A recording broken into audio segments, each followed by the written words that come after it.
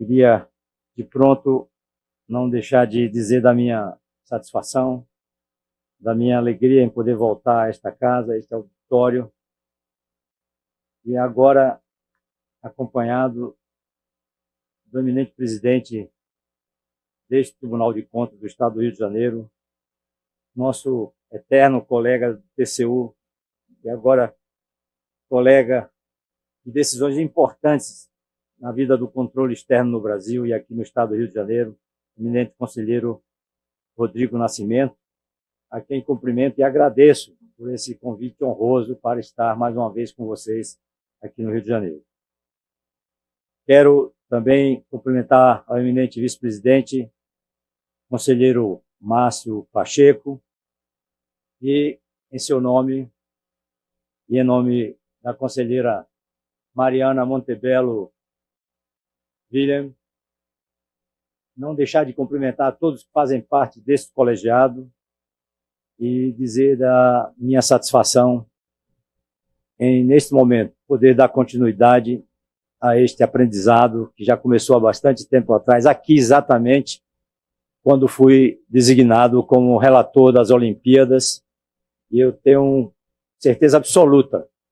que os conhecimentos que aprendi aqui no Tribunal de Contas do Estado do Rio de Janeiro, e também quero registrar no Tribunal de Contas do município do Rio de Janeiro, com seu ex-presidente Thies Montebello, a quem rendo as minhas homenagens pelo trabalho que realizou ao longo de sua vida como liderança na área do controle externo no Brasil. E também hoje aquela casa vem sendo muito bem conduzida pelo nosso amigo grande presidente e conselheiro Guaraná. Quero dizer que devo muito aos tribunais de contas aqui do Rio de Janeiro. E não fosse exatamente esse apoio, posso afirmar-lhes que o Tribunal de Contas da União não teria conseguido fazer o trabalho que aqui foi feito com vocês para que o Brasil pudesse, à época, ainda naquele período, com a liderança do prefeito Eduardo Paes, nós não poderíamos, quem sabe, ter propiciado ao Brasil, ao mundo, aquele espetáculo maravilhoso que ocorreu quando da abertura dos Jogos Olímpicos aqui no Rio de Janeiro e durante os Jogos Olímpicos. Quero aqui cumprimentar aos meus colegas técnicos da casa, todas as áreas técnicas da casa, na pessoa de alguém que me toca profundamente ao coração, meu eterno colega também do TCU, agora emprestado aqui, já conversei com o presidente se há alguma possibilidade de reversão desse contrato aqui, que é o nosso grande Antônio Quintino Rosa, que me colocou lá atrás nessa caminhada, exatamente naquele período antes das Olimpíadas, e que juntos conseguimos, quem sabe, tirar da estaca zero aquela condição de país analógico, que não chegou a ser país eletrônico, e com Quintino, com o Gledson, que está aqui também, com ele conosco desde o primeiro momento. Acho que esses três mosqueteiros começaram juntos essa caminhada difícil de tentar levar o Brasil ao que nós poderíamos considerar como um país 100% digital. Não posso deixar de dizer que estou muito também feliz e alegre em ver nesse auditório autoridades do Estado do Rio de Janeiro, que são secretários preocupados e com essa visão desenvolvimentista em relação à economia, em relação à vida, e não há nenhuma chance de chegarmos a esse patamar sem a força e as perspectivas que temos nas estradas da tecnologia da informação. Queria então cumprimentar todos os senhores secretários de Estado, o eminente governador Cláudio Castro, a quem também parabenizo pela liderança que assumiu dentre todos os estados brasileiros em tornar o Rio de Janeiro o estado referência, a bússola, nessa perspectiva de avançarmos em relação à Lei Geral de Proteção de Dados. Eu quero dizer à Sua Excelência da nossa admiração no TCU por esse trabalho que vem sendo encetado aqui no Rio de Janeiro. E queremos também, naturalmente, estabelecer pontes com o Estado, como fizemos durante a manhã com o BNDES, para que possamos continuar trazendo alguma contribuição a esse processo que já deveria estar mais avançado. Quero, minhas senhoras e meus senhores, em respeito ao tempo de vocês, poderia naturalmente me alongar aqui dizendo mesmo do que pude viver aqui nesta casa ao longo da minha vida pública, principalmente nesta experiência que estou tendo lá no Tribunal de Contas da União, e dizer que ao senhor presidente, conselheiro Rodrigo Nascimento, que esse convite tem um significado todo especial para mim, até porque a responsabilidade talvez seja muito maior do que aquilo que eu possa dar cabo. Então eu acho que eu venho aqui nessa perspectiva mesmo,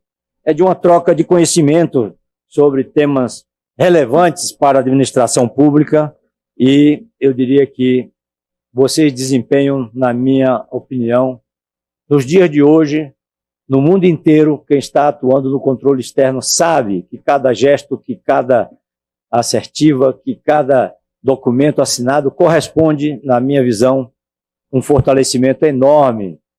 neste momento em que a democracia vem sendo combalida no mundo inteiro e que nós estamos resistindo porque nós somos controle externo. Então, posso dizer isso com a tranquilidade de quem colocou o Brasil na presidência da Intosai durante o meu período na presidência do TCU, e eu percebi que era um lugar que seria muito difícil a ser alcançado por nós, porque o Brasil já tenta há mais de 40 anos uma cadeira no Conselho de Segurança da ONU e não consegue, e o Tribunal de Contas da União, com o apoio da Tricom, de todos vocês, de todos os conselheiros, conseguimos vencer aquela disputa naquele período, simplesmente com o Tribunal de Contas Europeu, devolvendo 7-1 de Belo Horizonte por 15-3. Então eu acho que foi realmente uma vitória expressiva com o apoio do Itamaraty e de todos aqueles que contribuíram para aquele momento. Pessoalmente, eu queria dizer a vocês que tenho buscado me dedicar a esse tema, porque é um tema realmente de grandes transformações, e assim vejo essa necessidade que temos de sair daquele período, né, de atividades repetitivas, cansativas, burocráticas, tristes, da era de governo eletrônico para essa fase em que nos encontramos hoje. E nesses últimos 10 anos, com esses mesmos companheiros com os quais comecei essa jornada, continuo mantendo permanentemente com as áreas técnicas do TCU, com o atual presidente, ministro Bruno Dantas, com todos que fazem parte do nosso colegiado, uma visão de que juntos podemos fazer muito para transformar o Brasil, e só tem essa chance que é através da criação de uma estrada de mão dupla, porque nós sabemos que durante o governo analógico que fomos a vida inteira, só existia uma estrada que era governo cidadão. E na época eletrônica tentamos construir, né, essa estrada de uma maneira mais robusta e não conseguimos, mas só tem uma forma de construirmos isso em mão dupla, governo cidadão, cidadão governo, na medida em que estejamos pavimentando essa estrada de mão dupla para a vida digital. Então eu acho que o Estado precisa entender o que são os seus cidadãos, e não são os cidadãos que têm que viver para o Estado, e sim o Estado para os cidadãos, nessa nova perspectiva de construção de uma democracia sólida e que, acima de tudo, respeite sempre a quem paga. Essa nova realidade, eu diria de forma ainda mais viável e desejável, principalmente agora, com esses avanços das tecnologias exponenciais, principalmente com base naquilo que nós estamos cuidando nesse evento, e aqui quero dizer aos meus colegas que virão trazer as suas mensagens aqui em oportunidades como esta que estou tendo agora, de que o que está acontecendo a cada dia nos surpreende de forma, eu diria, chocante, para não usar outra terminologia. Por quê? Porque a velocidade, não só dentro de todos os eventos disruptivos que têm acontecido no dia a dia, mas, acima de tudo, a velocidade da transmissão desse conhecimento, que depende fundamentalmente, muitas vezes, da estrutura e da infraestrutura das telecomunicações. Eu acho que foi que nos impulsionou lá atrás a criação da proposta, como os senhores podem ver nesse slide, das figuras que representavam as nossas instituições naquela oportunidade, o programa que aqui foi citado de Brasil 100% digital em 2015, com o propósito de estimular, acima de tudo, a transformação do setor público. Mas eu diria hoje que é um objetivo quase inatingível quando nós pensamos que essa responsabilidade é puramente do setor público. Não, nós temos que trazer toda a força da iniciativa privada, porque sem ela não atingiremos esse patamar de país 100% digital, e nós sabemos como essa caminhada é difícil. Naquela época, mesmo ainda com os nossos sistemas eletrônicos e processos absolutamente burocráticos, para não dizer, numa linguagem baiana, burocráticos, o governo tinha à disposição um grande manancial de dados sobre as relações que citei do Estado para com os cidadãos, mas faltava, na verdade, aproveitar esse recurso precioso para melhorar a gestão pública e, acima de tudo, a qualidade dos serviços públicos. Graças, então, à parceria com o governo federal e em sucessivos mandatos, o apoio que tivemos também do Poder Legislativo e do empenho de centenas de servidores públicos abnegados a esta causa, essa iniciativa foi mantida e ampliada nos últimos anos, gerando, então, resultados que nós já passamos a conhecer. Além, então, de ações concretas para superar o atraso e implementar milhares de serviços digitais, foram editadas normas de grande relevância, como o decreto sobre compartilhamento de dados, e essa palavra é, nesse momento, uma palavra mágica, o compartilhamento e o co-compartilhamento, a Lei Geral de Proteção de Dados, a Lei do Governo Digital e o mais recente Decreto da Estratégia Nacional de Governo Digital. Então, fizemos isso por quê? O TCU, como órgão máximo do controle externo, tem, portanto, o dever de conscientizar e, acima de tudo, estimular, concitar os gestores públicos para que cumpram com excelência cada um o seu papel. Para tanto, eu diria que é indispensável que sejamos capazes de liderar pelo exemplo, e é o que estamos fazendo, e nunca coercitivamente, aplicando em nossa instituição as boas práticas que exigimos, então, dos nossos jurisdicionados. Ou seja, nossa ação pedagógica no controle externo continua a ser a de maior responsabilidade e o nosso grande desafio. Foi, então, com esse pensamento, presidente, que demos início também, em 2015, a um esforço concentrado para ampliar o uso da tecnologia da informação nas atividades de controle a cargo, então, do tribunal, em especial por meio daquilo que precisamos dizer, como na época daquele grande passo da ditadura para a democracia, por meio de análise de dados e da inteligência artificial. Então, análise de dados e inteligência artificial já é o que propomos. Então, no que se refere à evolução dos serviços digitais,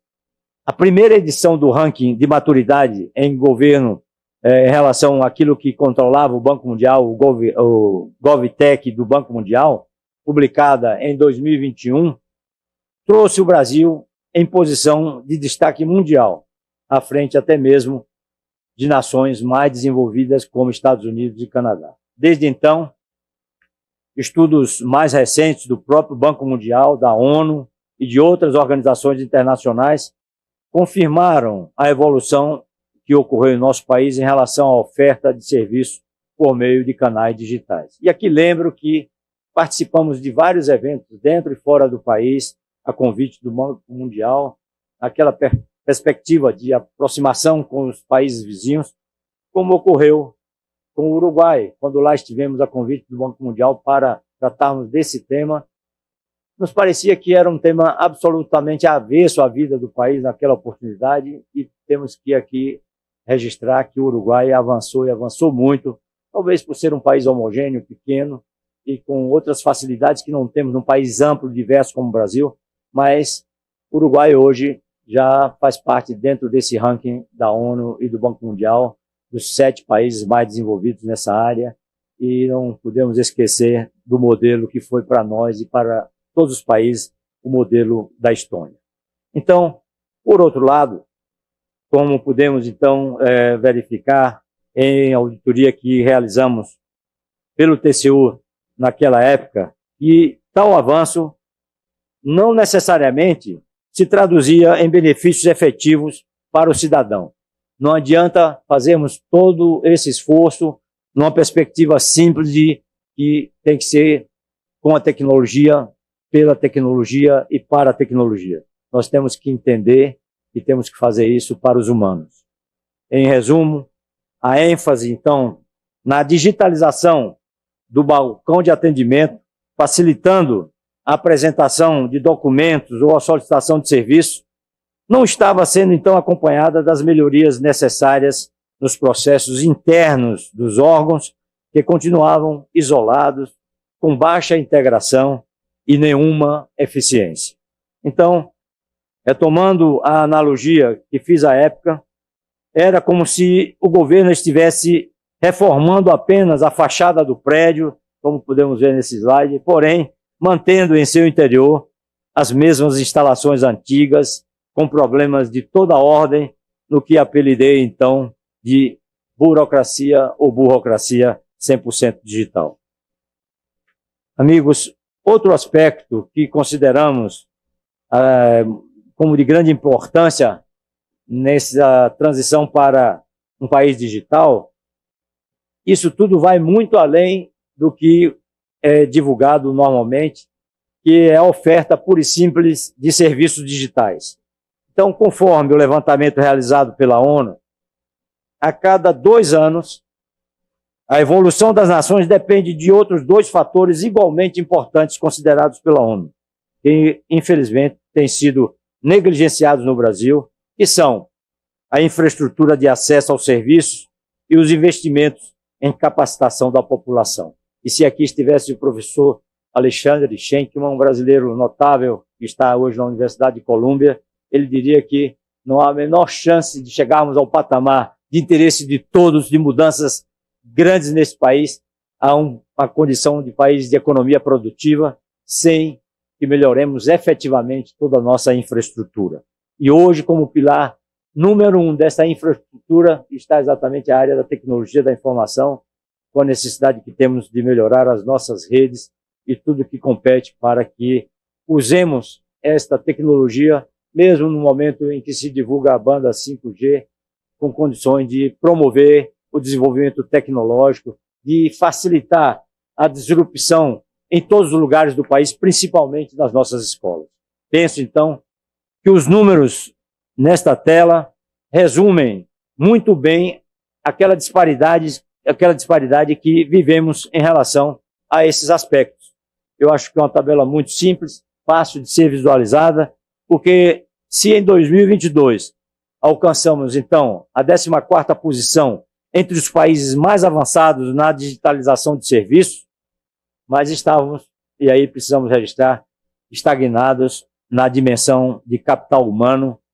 e a nossa colocação em infraestrutura caía ano após ano, mostrando que muitas outras nações estavam avançando em velocidade muito superior à nossa. Fácil lembrar que o Congresso Mundial de Mobilidade em Barcelona, este ano, a palavra-chave era velocidade. E tem que ser também para o Brasil a palavra-chave velocidade. Então, a partir de tal constatação, o plenário do TCU autorizou, na sessão da última quarta-feira, a realização de uma auditoria específica sobre as políticas públicas de inclusão digital que estão sob a responsabilidade do governo federal. Com essa iniciativa, eu diria que será possível a nossa casa, ao tribunal, conhecer em mais detalhes as ações do Poder Executivo para assegurar a melhoria da conectividade oferecida para a população, bem como os mecanismos para tornar os custos de tais serviços acessíveis para a nossa população e, eu diria, principalmente para aqueles que estão em áreas longínquas desse enorme território brasileiro. Além disso, serão igualmente avaliadas as ações voltadas para o desenvolvimento de capacidades digitais indispensáveis não apenas para o uso de serviços públicos nesse meio, mas também para a inserção dos cidadãos em cadeias econômicas cada vez mais dominadas e habilitadas pela tecnologia. Então, temos que fazer grandes investimentos no homem. Essa é, sem dúvida, a nossa chance e a nossa saída. Em suma, para a construção da verdadeira cidadania digital, essencial para uma democracia plena e participativa, eu diria que é preciso garantir, em primeiro lugar, a oferta de serviços digitais integrados, sem os vícios da burocracia. Corremos sempre, no Brasil, o risco da construção de novos nichos, de novas igrejinhas que não contribuem, como não contribuíram na época do que pretendíamos chegar, que era a construção de um governo eletrônico. Porém, isso não será suficiente, na nossa opinião, se não houver condições efetivas para o uso de tais serviços pela população, tanto em relação à conectividade a preços razoáveis, como em relação ao conhecimento necessário para a operação de tais serviços. Não podemos continuar aceitando de bom grado, pagando o que se chama uma banda 5G, quando ela só estará ao alcance das médias cidades a partir de 2029. Não é possível que tenhamos uma banda 5G na capital da República, onde já na saída do órgão de fiscalização, que é o TCU, pegando a Avenida das Nações, temos uma zona de sombra e você não consegue falar. Isso não é possível aceitarmos assim pacientemente a vida inteira. Ademais, para que seja possível construir essa nova realidade, temos o desafio de capacitar gestores e servidores públicos, não apenas a nível federal, mas principalmente nos estados e municípios. E aí o TCU, em 2015, 2016, conseguiu o apoio do Congresso Nacional, do governo federal de então, para que nós pudéssemos erguer a nossa escola de contas, que interage com a escola de contas aqui do Tribunal de Contas do Estado do Rio de Janeiro.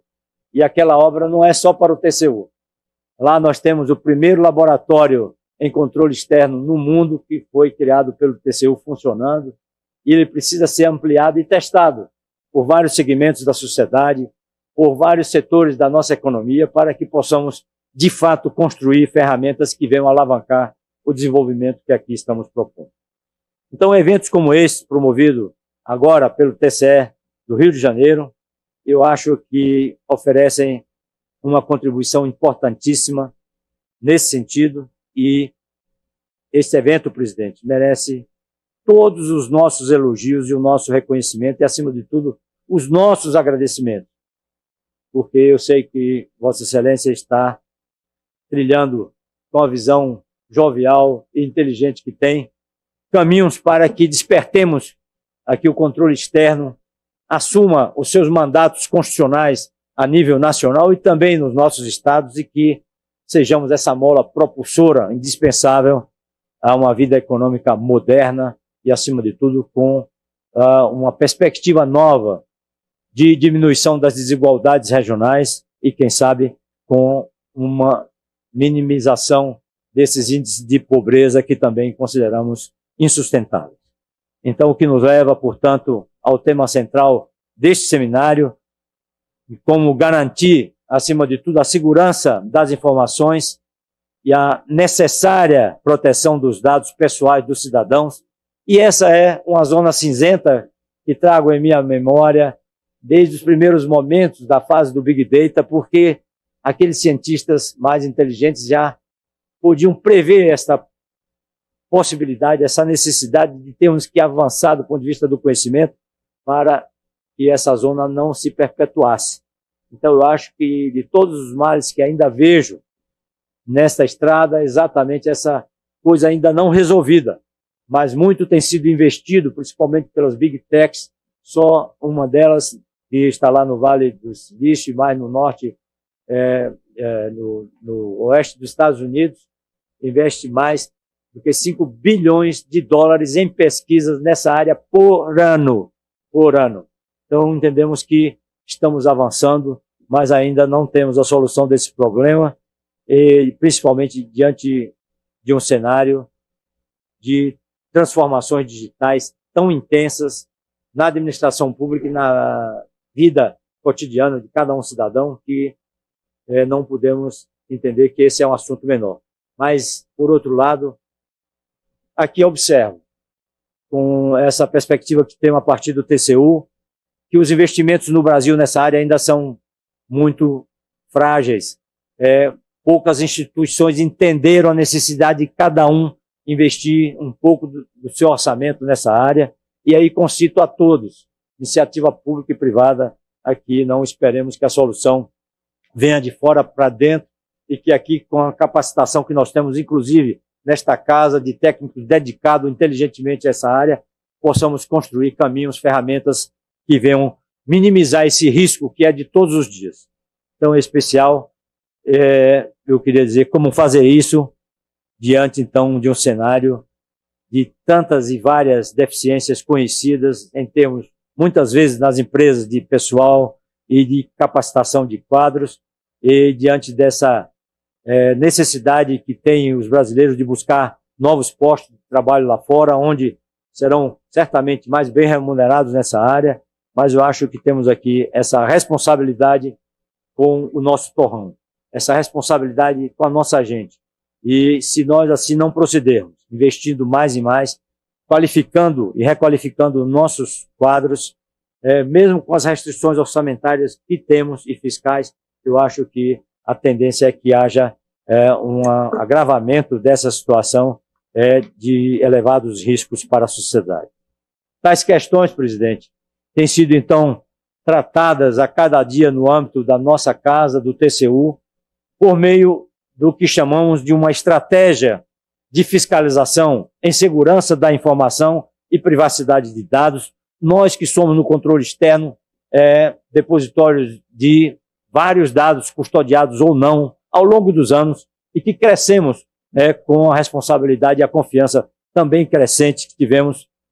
das outras instituições públicas, e hoje, então, temos aí o dever de também investir e melhorar a qualificação nessa área, porque eu espero que essa estratégia que foi iniciada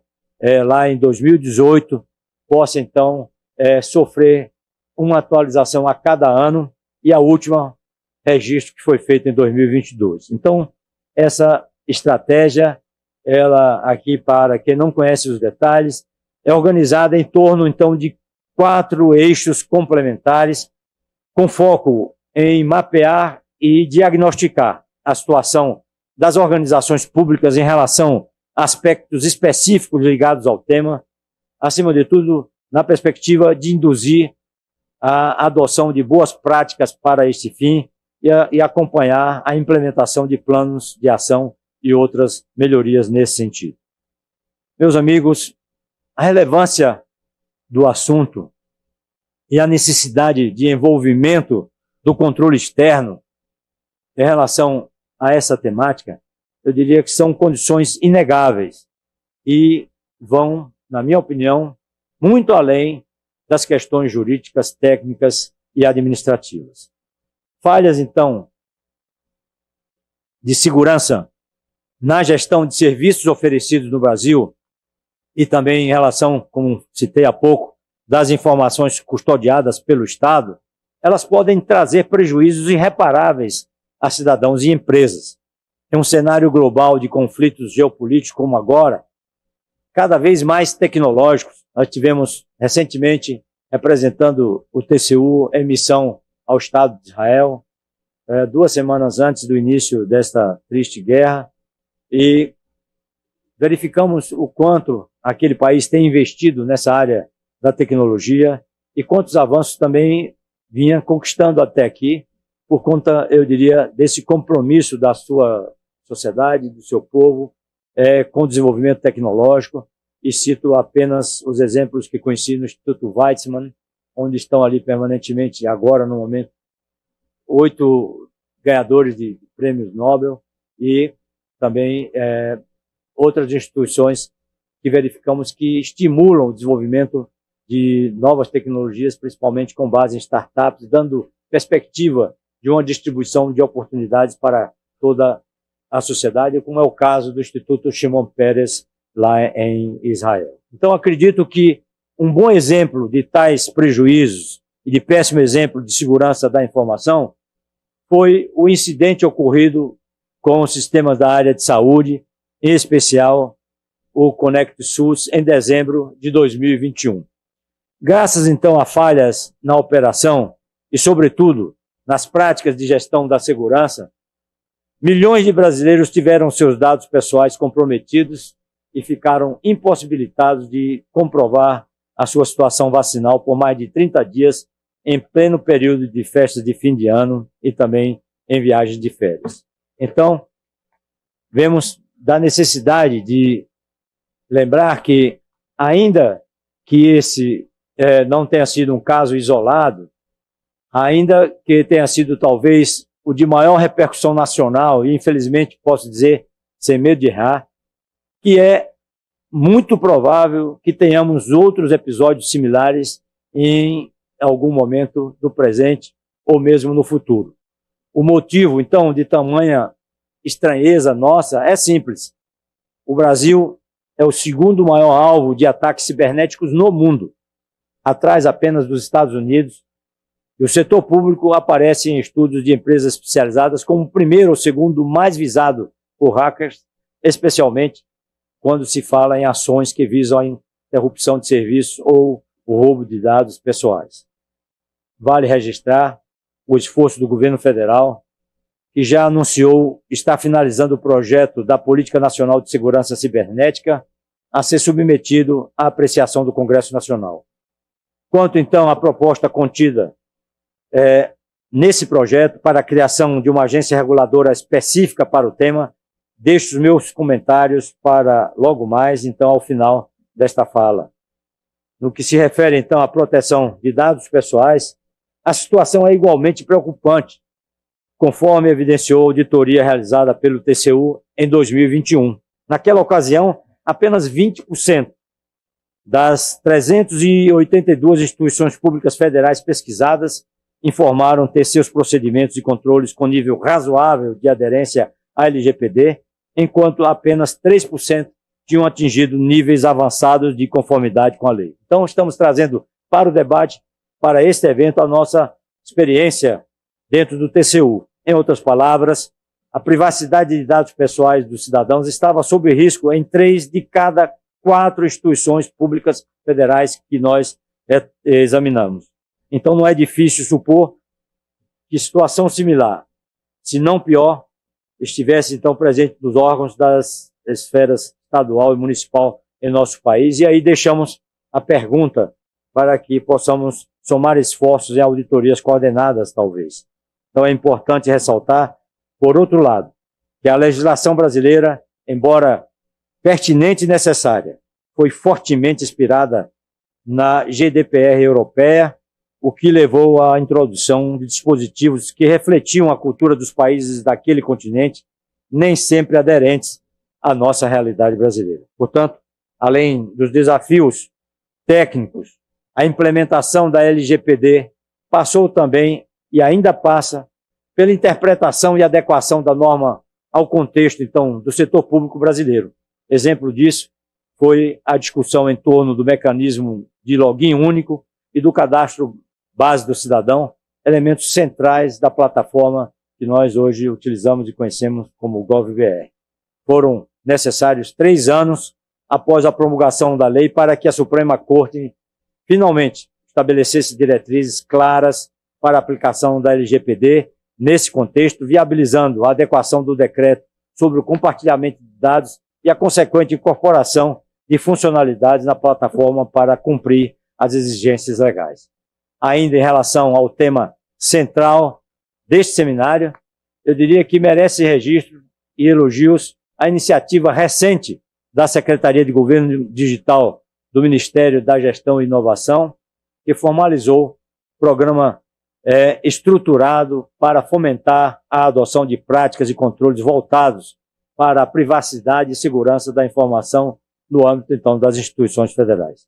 Esse programa, concebido em grande medida com base dos apontamentos resultantes das fiscalizações do TCU, aborda corretamente o assunto de forma sistêmica, envolvendo aspectos de governança, processos de capacitação de pessoas, além das indispensáveis questões técnicas. Entendo, senhor presidente, minhas senhoras e meus senhores, que tal iniciativa oferece excelente oportunidade para a replicação por estados e municípios, que poderão, assim, acelerar o necessário amadurecimento de suas instituições em relação a esta matéria. Por fim, eu não poderia deixar de abordar nesta minha fala as questões relacionadas à inteligência artificial, que nos toca a todos, em função de uma conexão com o tema deste seminário e, sobretudo, de sua relevância para o setor público. Graças a visionários como Satya Nadella, da Microsoft, e Sam Altman, da OpenAI, bilhões de pessoas foram apresentadas em novembro do ano passado uma visão de relance sobre o potencial da inteligência artificial, alavancada pelos modelos de linguagem por trás, então, do ChatGPT, do novo Bing e também do Bard. O que muitos não sabem, porém, é que a IA generativa é, acima de tudo, uma alternativa com várias aplicações dos algoritmos baseados em aprendizagem de máquina e que há muito mais história do que se imagina por trás dessa tecnologia. No TCU temos colegas dedicados a essa área do conhecimento, de Deep Learning, já há bastante tempo, e que também foram liderados pelo nosso Quintino em um período muito fértil do desenvolvimento dessa área no Tribunal de Contas da União. A inteligência artificial e hoje muito sendo utilizada por nós, nasceu, lembro, oficialmente como um campo da ciência, numa cidade conhecida nos Estados Unidos como cidade de Hanover, parecida com a cidade onde morei, na Alemanha, há 67 anos, ao término de um simpósio organizado por 11 dos maiores pesquisadores da época sobre a construção de máquinas que pensam. Porém, mesmo com todas as mentes brilhantes que se dedicaram ao tema desde então, foi só há pouco tempo que a inteligência artificial tornou-se a ferramenta fantástica que conhecemos hoje, chegando então ao ponto de questionarmos se ou quando a inteligência artificial será capaz de alcançar ou mesmo superar a capacidade humana de raciocínio. Por outro lado, vale lembrar que a chamada inteligência artificial generativa, tecnologia por trás do ChatGPT e de seus concorrentes, é apenas o passo mais recente na evolução das técnicas e dos algoritmos de machine learning, cujo potencial já vem sendo, então, explorado por empresas e órgãos públicos ao redor do mundo há mais de uma década. Então, quero aqui dizer que, além dessas conhecidas aplicações no âmbito do controle, por meio, então, da análise de dados cadastrais, financeiros e contábeis, ou das informações textuais sobre contratos e outros instrumentos, são inúmeros os casos e estudos em nível internacional sobre a utilidade da inteligência artificial ao longo, então, de todo o ciclo de políticas públicas. Nesse sentido, a inteligência artificial pode auxiliar na identificação de questões sociais relevantes, na formulação de alternativas e na escolha de desenhos para as políticas públicas, além de viabilizar maior velocidade e precisão, tanto na implementação como na avaliação de resultados das ações associadas a tais políticas. E aí lembro que, já há bastante tempo atrás, introduzimos na área do controle externo técnicas que vinham da atividade na iniciativa privada, que aprendemos com a Universidade de Rutgers, com o professor Miklos, com o Quintino, com o Gledson, e então procuramos então disseminar aqueles conhecimentos sobre o que chamamos de auditorias preditivas e contínuas, e a inteligência artificial veio para alavancar essa área de forma exponencial. Então, de igual modo, já existem aplicações de inteligência artificial capazes de identificar vulnerabilidades de segurança ou falhas na implementação de controles, sugerir ações corretivas pertinentes e monitorar a sua execução, conferindo maior agilidade e eficiência na prevenção e na resposta a incidentes. Então, podemos chegar antes e não mais vamos aceitar aquela condição de analistas de jogos acabados, como fomos durante praticamente toda a nossa história. Diante, então, da relevância da matéria,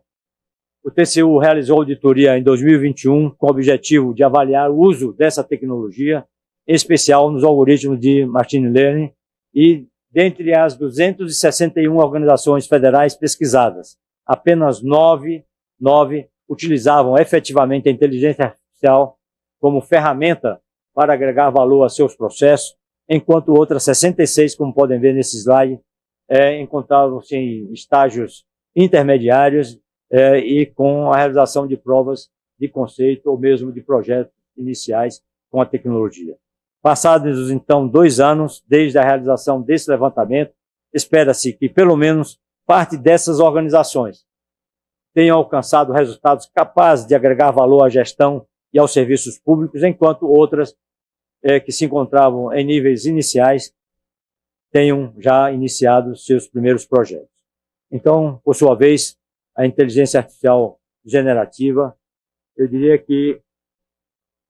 ela abre todo um leque de novas possibilidades para a evolução de serviços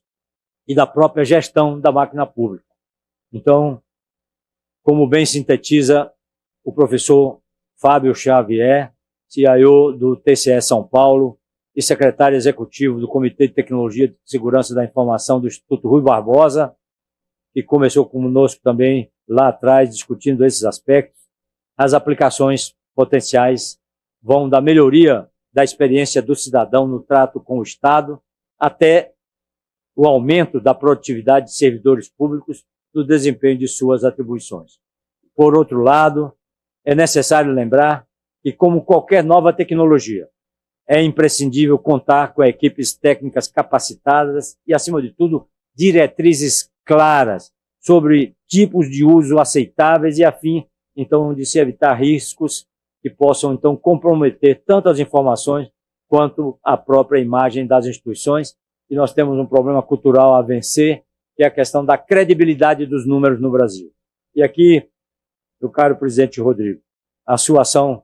em liderar esse processo é fundamental. Não há nenhuma perspectiva para nenhuma administração, para nenhuma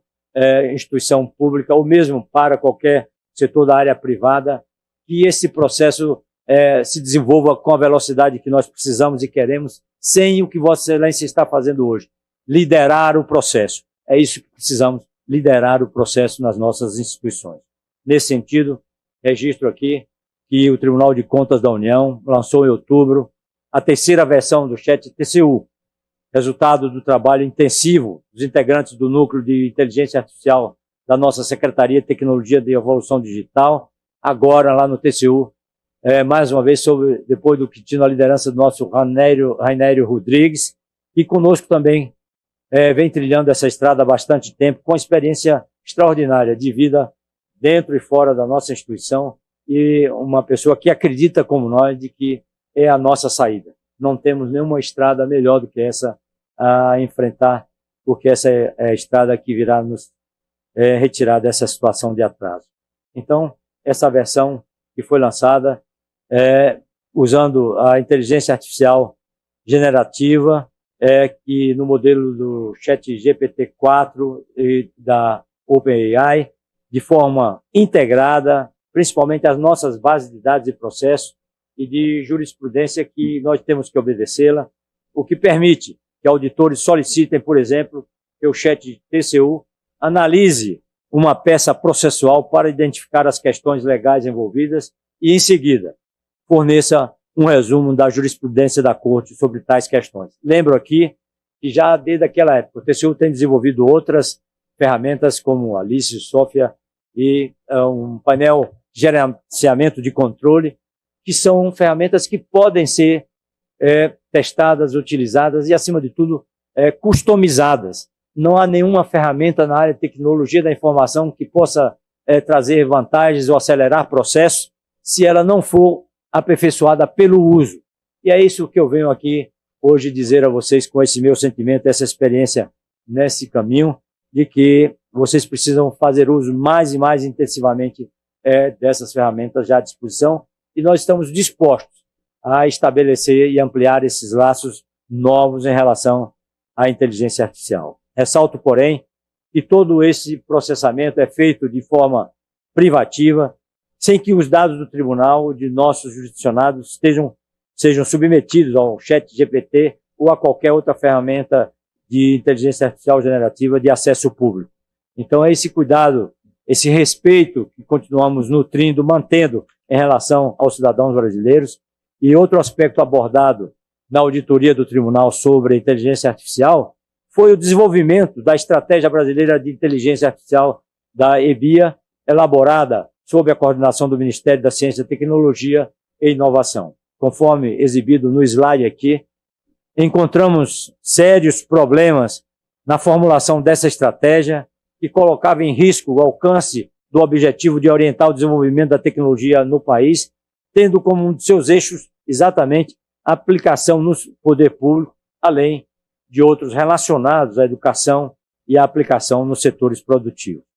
Sem uma estratégia bem definida, entendo que os entes públicos deixam de contar com um instrumento que pode ser determinante para direcionar esforços, evitar redundâncias e facilitar o alcance de resultados mais efetivos e de maior abrangência, motivo pelo qual continuamos acompanhando, então, esse tema detidamente em nossa casa e em nosso gabinete. Nesse contexto,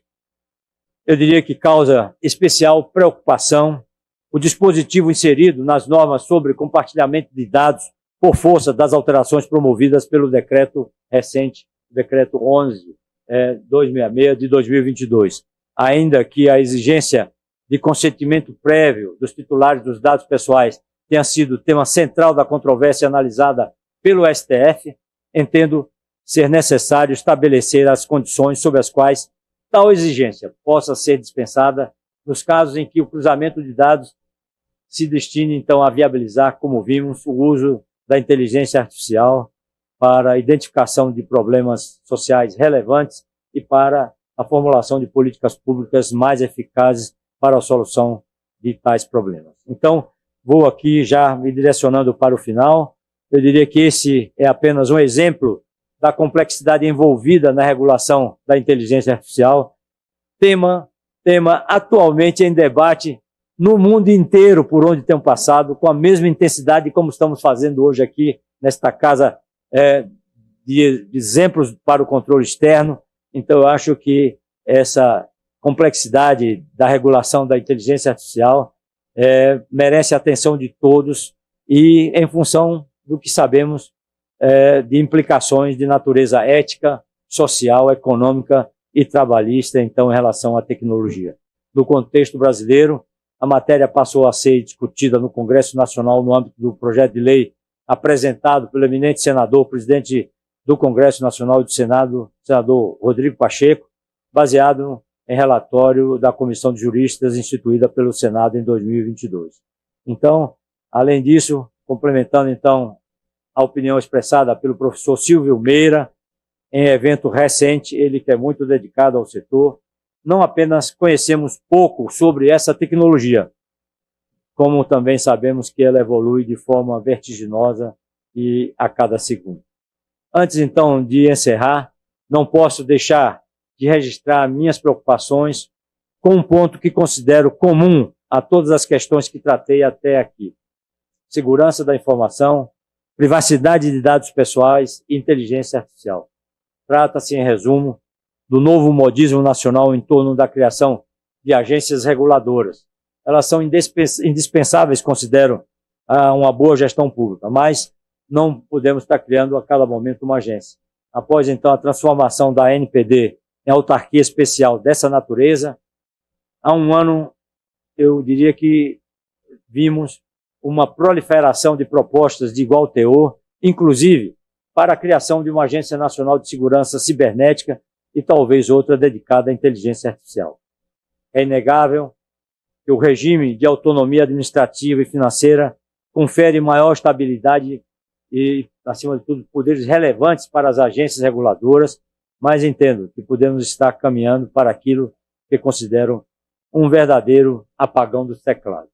A meu ver, com tantas normas de origens distintas e não raro conflitantes, todas com impacto significativo sobre soluções de serviços digitais, corre-se o risco de que o desenvolvimento de tais aplicações seja paralisado diante da incerteza ou da impossibilidade de cumprimento de normas vigentes. Então, a título de reflexão quanto a uma possível alternativa e aí para mitigar esse risco, com todas as vênias, presidente, deixo aqui o exemplo do Canadá, que optou por ter apenas uma instância centralizada, o Conselho de Governança Digital, para regulamentação e orientação sobre todas as iniciativas relacionadas à transformação digital naquele país. Ressalto a propósito que uma solução desse tipo, bem diferente, por exemplo, da ideia já aventada de se designar a ANPD como autoridade competente no âmbito da regulação da IA. A meu ver, a consolidação de responsabilidades regulatórias somente faria sentido em modelo similar ao canadense, em que todos, então, os diversos aspectos, segurança, privacidade, inteligência artificial, passe a encontrar, então, em todos subordinados a um objetivo maior de promoção da economia e do desenvolvimento digital da nação em benefício da sociedade. Isso conduz, então, a minha breve mensagem final em relação à experiência que trago desta caminhada e que eu espero que possa ser de alguma utilidade para este grande evento, que é justamente um convite a todos para uma reflexão. Onde queremos chegar enquanto país? Em 2015, quando fiz esse mesmo convite ao então ministro-chefe da Casa Civil, Aloysio Mercadante, hoje vivendo aqui no Rio como presidente do BNDES, e a vários outros ministros do governo da época, a resposta foi uníssona. Um Brasil 100% digital. Então, meus amigos, talvez seja necessário, no entanto, deixar mais claro o que se entende por um país 100% digital. Ao nosso ver, essa condição requer governos e instituições de controle que sejam capazes de utilizar a inteligência artificial e outras tecnologias digitais, não apenas para reduzir a burocracia, dar mais transparência, para otimizar processos de trabalho ou implantar serviços mais ágeis e de melhor qualidade. Sobretudo, aqui quero afirmar, pensando em construir um país 100% digital, implica em usar a tecnologia para reduzir as desigualdades que ainda perduram em nosso país e promover o crescimento econômico sustentável, benefício de todos os cidadãos, quando teremos a chance de ter uma economia produtiva. Em resumo, agradecendo a paciência de todos, dizer mais uma vez da minha alegria, da minha satisfação em voltar a essa casa para ampliar o meu aprendizado com as autoridades que estão aqui presentes, com os palestrantes que vocês terão a oportunidade de ouvi-los e de aplaudi-los da agora até o final do evento, entendendo que devemos aproveitar tudo que a tecnologia tem a oferecer para tornar o Estado brasileiro, acima de tudo, mais respeitoso, mais humano, com serviços e processos que tenham como valor central o respeito ao cidadão a quem paga. Renovo, então, meu ilustre presidente Rodrigo, os meus agradecimentos aos organizadores do evento e a todos aqui presentes pela honra em estar aqui conversando com vocês nesse momento inaugural e dizendo que a minha expectativa é a maior de todas para que possamos continuar a trabalhar juntos em parceria com o Tribunal de Contas da União, com vocês, com a iniciativa privada, nessa perspectiva do que sempre se falou nesse país, que só virá um dia com a tecnologia da informação como estrada e como pilar, que é a justiça social. Muitíssimo obrigado, uma boa tarde, parabéns pelo evento.